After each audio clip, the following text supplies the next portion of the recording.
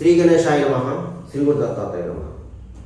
ఈ వీడియోలో మనం ఈ రోజున మార్చి మాసంలో మీనరాశి వారికి ఎలా ఉందో తెలుసుకుందాం. మీనరాశి పూర్వభాద్ర 4వ పాదం, ఉత్తరభాద్ర 1, 2, 3, 4 పాదాలు, రేవతి 1, 2, 3, 4 పాదాలు మీనరాశిలోకి వస్తాయమ్మా. ఈ రాశిలో స్త్రీలకు పురుషులకు ఈ యొక్క మార్చి మాసంలో గ్రహ సంచారం బాగుంది. అందరికీ అన్ని రకాలుగా యోగదాయకం ఉంది. అన్ని రంగాల వారికి కూడా బాగుందండి. గతంలో కంటే బాగుంది ఈ మాసం. ఏం పర్వాలేదు, ధైర్యంగా ఉండండి. కుటుంబ శక్తి బాగుంది. దంపతుల మధ్య ప్రేమ అనురాగాలు ఉంటాయి. మీ సంతానం బాగుంటుంది. అలాగే గతంలో చిన్న చిన్న మనసులతో వచ్చి విడిపోయిన భార్య భర్తలు కలుసుకుంటారు. అలాగే మీకు ఆర్థికంగా బాగుంటుంది. సమయానికి ఏదో విధంగా ధనం చేతికొంటుంది. అయితే అధిక ఖర్చులు ఉంటాయి మీకు. అధిక ఖర్చులు, అనవసర ఖర్చులు కూడా ఉంటాయి మీకు. అలాగే మీకు ప్రయాణ విషయంలో ప్రయాణంలో జాగ్రత్తగా ఉండాలి. దూర ప్రయాణం చేసేటప్పుడు ముఖ్యంగా మీరు భగవన్నామస్నానం చేసి బయలుదేరడం, లేదా ఏదన్నా వెళ్ళేటప్పుడు దారిలో ఏదైనా దేవాలయం వెళ్ళి ఒక టెంకాయ కొట్టేయండి. అక్కడ టెంకాయ కొట్టేసి అక్కడ దేవుడికి దండం పెట్టి బయలుదేరండి. ఏమ్మా, మీ పని మీరు చేసుకుని వెళ్ళిపోండి. ఇకపోతే శుభమూలక దండం ఏమవుతుందని మీకు ఈ మాసంలో శుభకార్యాలకు హాజరవడం, అలాగే కొంతమందికి మీ గృహంలోనే శుభకార్యాలు జరగడం, అలాగే విందు వినోదంలో పాల్గొనడం, విలాస వస్తువులు కొనుక్కోవడం, విలువైన వస్తువులు కొనుక్కోవడం, వాహన యోగం కనిపిస్తుందని మీకు మీనరాశి వారికి ఈ మాసం. పాత వాహనం కొత్త వాహనం కొనుక్కోవడం, లేదా డైరెక్ట్గా కొత్త వాహనం కొనుక్కోవడం జరుగుతుంది. అలాగే మీ మాట కుటుంబంలోని బయట మీ మాట చలామణి అవుతుందని మీకు.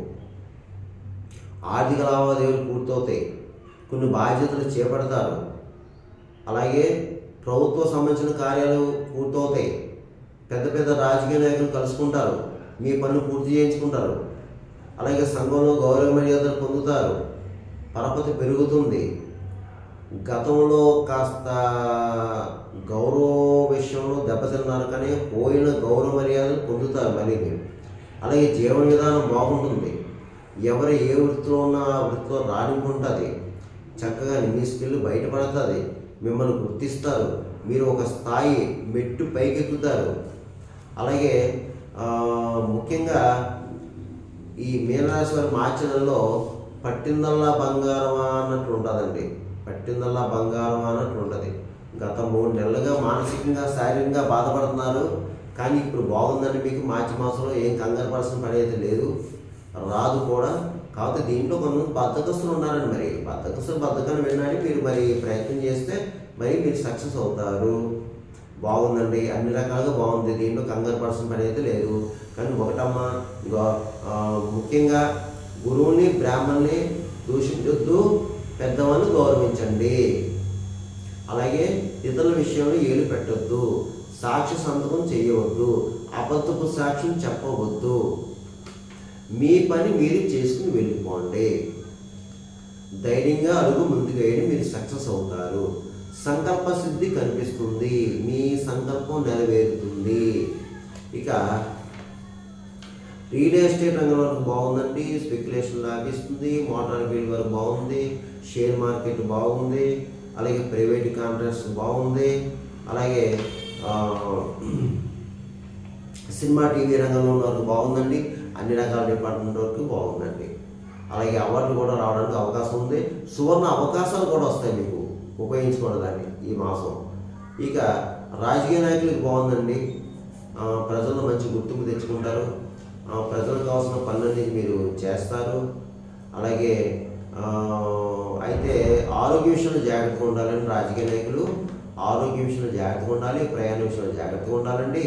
అలాగే బంధువర్గం వారితో కాస్త వివాదాలు అవకాశం కనిపిస్తుంది. రాజకీయ నాయకులకి బంధువర్గం వారితో, అంటే రక్త సంబంధికులతో కాస్త మనస్పర్ధ రావడానికి అవకాశం ఉంది. కానీ కంగారు పడవద్దు. దయచేసి కాస్త నెమ్మదిగా ఉండండి. అయితే శత్రువులు ఉంటారు, తెలియని శత్రువులు, జాగ్రత్త. మీకు ఈ మాసం నరపేట నరఘోష కనిపిస్తుందండి.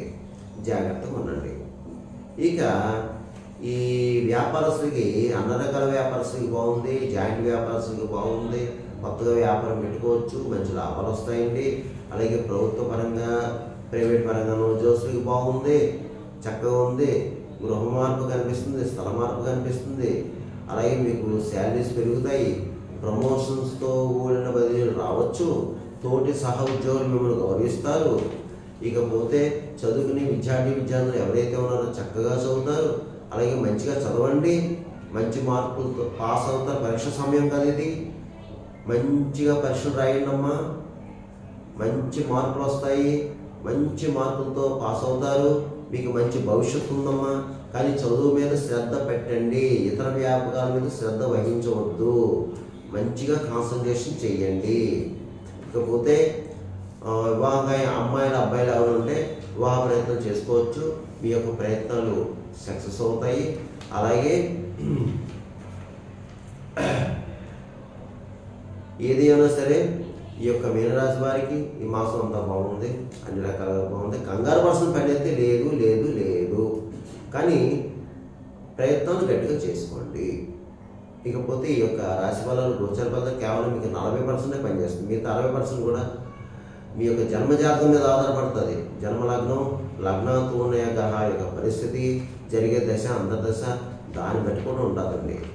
ఎందుకంటే నేను చెప్పిన అందరికీ జరగాలని రూల్ లేదు, జరగకూడదు రూల్ లేదు. జరగచ్చు, జరగకపోవచ్చు.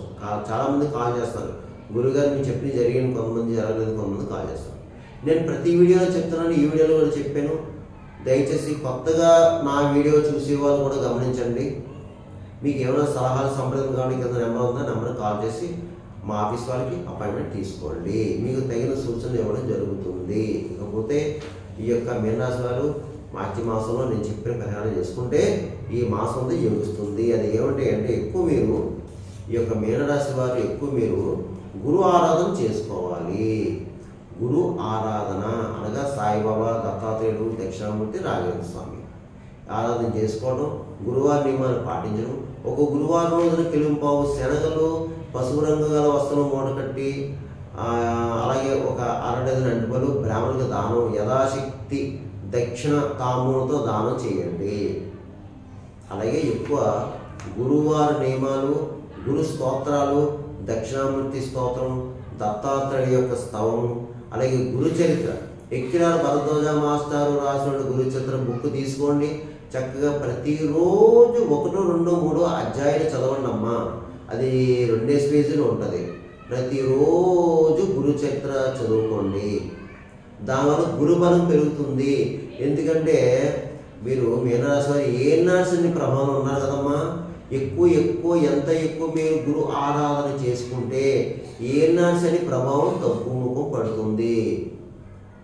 ఇకపోతే మీరు ఈ మాసంలో ఏదైనా పుణ్యక్షేత్రం వెళ్ళి నదీ స్నానం చేయండి. అలాగే ముఖ్యంగా మీనరాశి వారు పెద్దలు అంటే పితృదేవతలు ఏమైనా ఉంటే పితృకార్యాలు చేయండి. అలాగే అమావాస్యకి పెద్దలకి అంటే పెద్దల పేరు చెప్పి బ్రాహ్మణులకి స్వయంపాకం ఇవ్వండి. అంటే పితృదేవతల పేరు చెప్పి బ్రాహ్మణులకి స్వయంపాకం ఇవ్వండి. ఇక ఈ మాసం మీరు వీలైతే ఇంట్లో కానీ దేవాలయంలో కానీ సత్యనారాయణ స్వామి వ్రతం చేయించుకోండి. సత్యనారాయణ స్వామి వ్రతం చేయించుకోండి ఇంట్లో కానీ దేవాలయంలో కానీ. ఈ వ్రతం చేయించుకోవడం వల్ల మీకు శుభాలు జరుగుతాయి, ఆగిపోయిన పనులు ముందుకెళ్తాయి, మంచి శుభ ఫలితాలు ఉంటాయమ్మా స్వామి అనుగ్రహం వల్ల. ఇక మోగజీవులకు ఆహారం పెట్టండి, గోవుకి గడ్డి వేయండి, కాకులకి తీపన్నం పెట్టండి, పిచ్చుకు ధాన్యం వేయండి, పావురాలకు జొన్న వేయండి, కుక్కలకి బిస్కెట్ బ్రెడ్ పెట్టండి.